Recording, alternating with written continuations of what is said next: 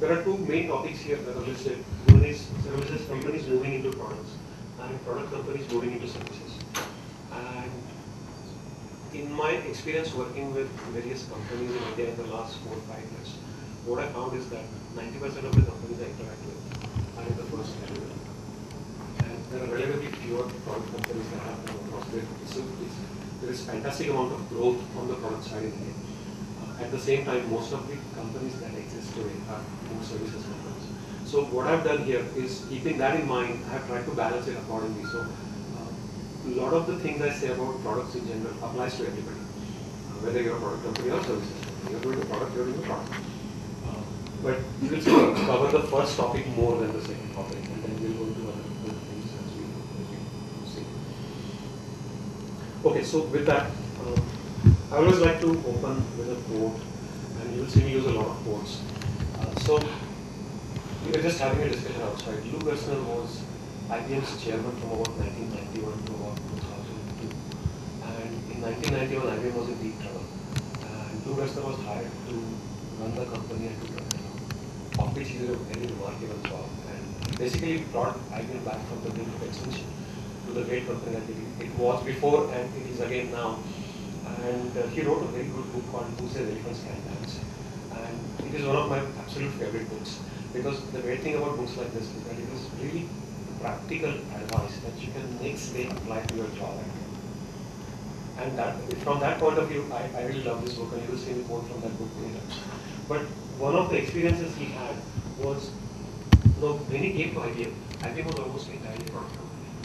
And the transformation of IBM from being purely product company to a product and services company. Mind you, IBM Global Services is the largest services organization in the world. I don't know the percentages, but I think somewhere at least 40% of IBM's revenue comes from services. And so, and IBM is probably $95 billion company, So, to build a business of that magnitude, what does it say about, what are the differences he found? He says, the skills required in managing services processes are very different from those that run successful product companies. And it's a human-intensive business. And in services, you don't make a product. It's your capabilities, your organizational capability that you're selling. So he points out some very important differences, which I think we all appreciate. But just to get us all in the mode for this discussion. So the economics, like I said, are completely different, and the business model is completely different. So with that, I will go on to the next slide, and I think this is a very important slide in my presentation. It talks about contrasting services and product businesses.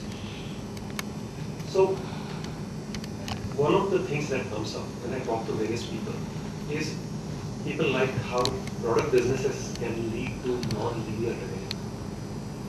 And yeah, that's great, but to get non-linear revenue, you also sometimes require, actually not sometimes, always require non-linear investment and non-linear risk. Whereas on the services side, it is fairly linear. The risks, the investments, the rewards, they are all linear.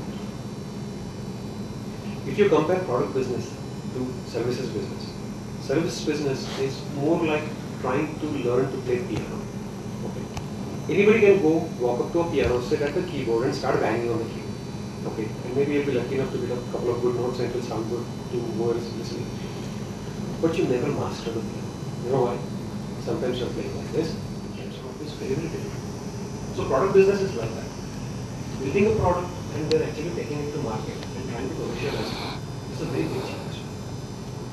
Once you succeed at that, I'm not saying the challenge is not over, but then it gets a little bit easier if you're established well in the market and you have developed a good market for yourself. If you've carved out a good niche for yourself, it can get better. So that is a basic difference, and to just go over some of the bullet points here, specific bullet points here. So revenue realization is fairly immediate in services. That is no guarantee on the product side. The revenue stream in services is fairly steady. There is no guarantee you will even have a cash flow, let alone a steady cash flow on the product side. And like I said earlier, it's being labor intensive. So you started a services company, today you are 500 people company, then you need to recruit the next 50 people. That's your challenge. Well, you worked hard, and 5 years later now your company is 5,000 people. Now you need to worry about recruiting 1,000 people for the next year. So that challenge doesn't really change. In fact, that same challenge got bigger. So that's what I mean by, in services the issues never really go away, they just get bigger and more difficult at times. Now if you look at company like say Infosys or any services company, most of them operate on verticals. So you may have a BFSI vertical, you may have healthcare vertical, you may have a telecom vertical, you may have a semiconductor vertical. And if you look at the balance sheet of the company, it's really some total of the balance sheets of all these verticals. Their revenue and profitability adds up to the revenue. So management of the business and services means that is possible. Whereas management of the business on product side means management of products. Because if you look at a product company, the balance sheet of the company is nothing more than the individual balance sheets of the products. And to manage each product well and profitably is what you need to do in order to run a successful product business. Next point, and this sometimes can be a little debatable. So let me throw out a thought here, okay? Some of these things are made more to provoke a thought than to really express an opinion.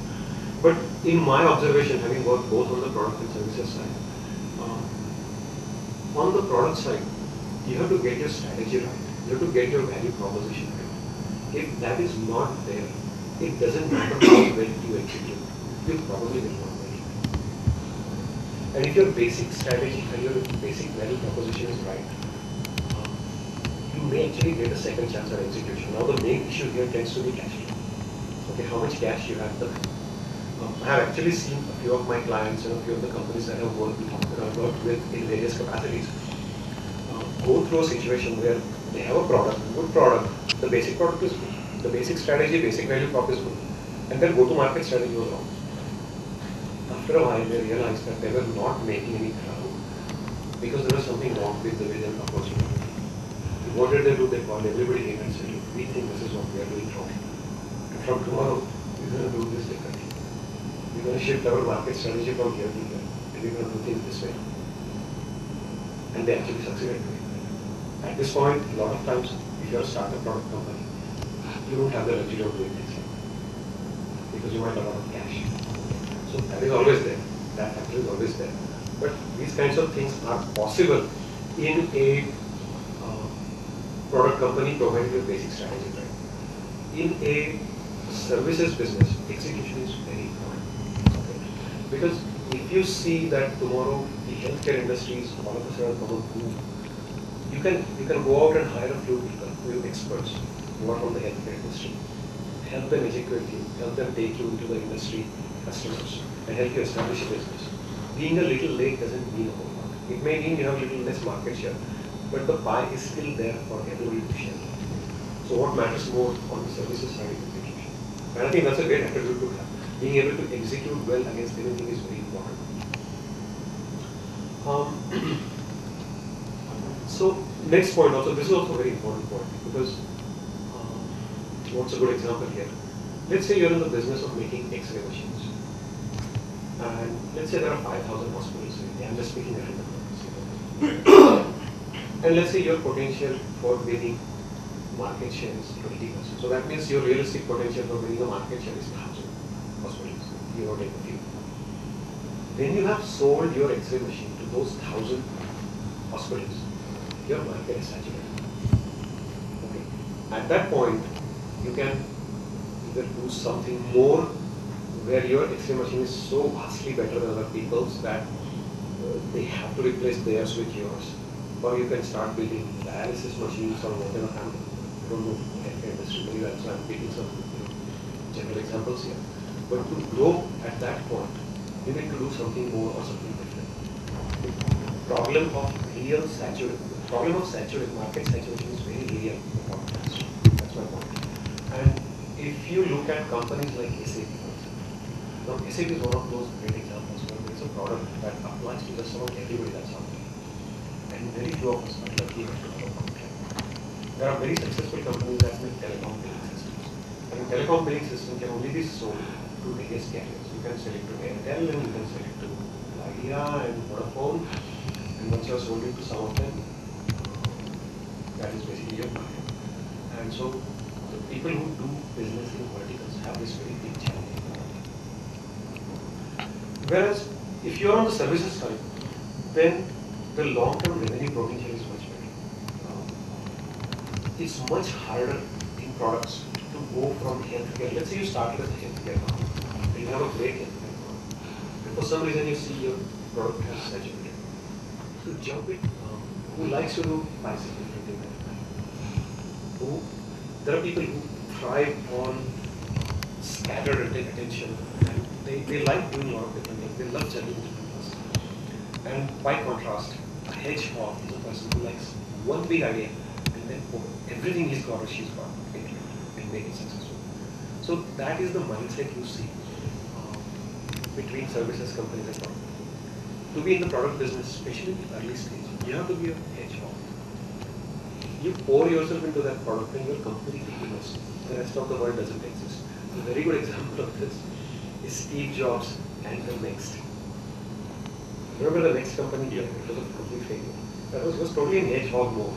He went into Next, and what was happening in the outside world is paid more attention to.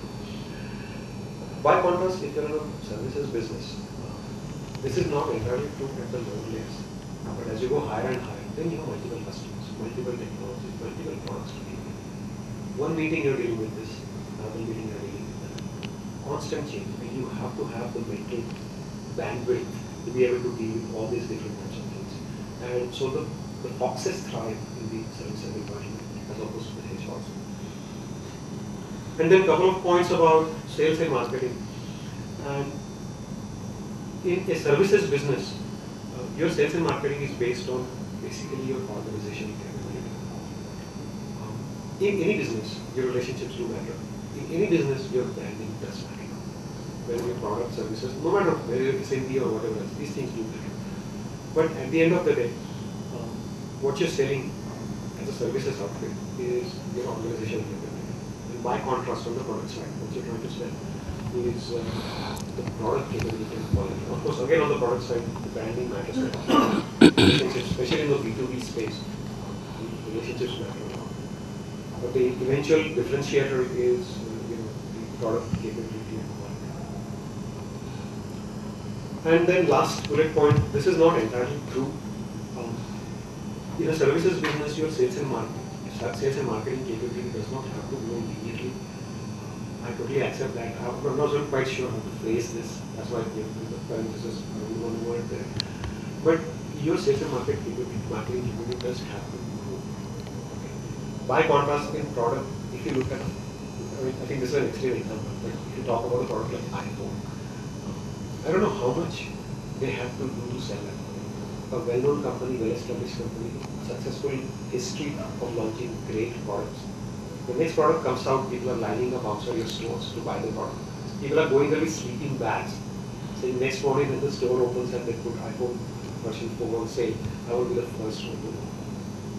Okay. So that kind of following some products can happen. And there are other instances of that. Granted, this is a